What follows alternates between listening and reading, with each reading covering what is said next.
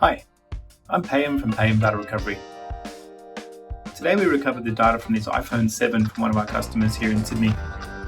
The problem description our customer gave us was that the phone wouldn't turn on, they couldn't get it to charge, and they believe it's because they bought a really cheap mobile phone charging power adapter, and when they used that to charge their phone, the phone died after that.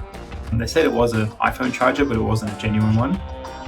And they said that they tried to buy a genuine one from JB Hi-Fi, a local retailer here in Australia, and they said the phone still wouldn't charge.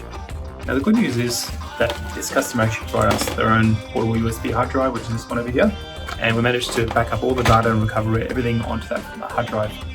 So this particular customer had an iPhone 7, and we've created an iTunes backup that they can restore onto another iPhone, replacement new one, and also we've copied all the photos and videos onto a folder on that hard drive that they can just access on any computer. If you know anyone that's got a dead iPhone, please share this video with them. We'd love to help. We recover data from thousands of iPhones every year, and most problems can be fixed.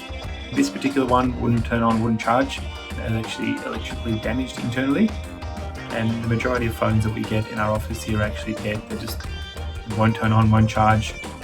They've been run over by a car, liquid damage, that kind of thing, and the success rate's very high.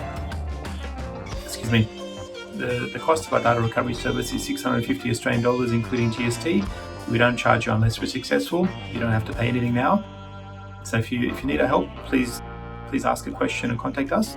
Otherwise, share this video with anyone you know that's got a dead phone, needs their photos and videos back. Thanks.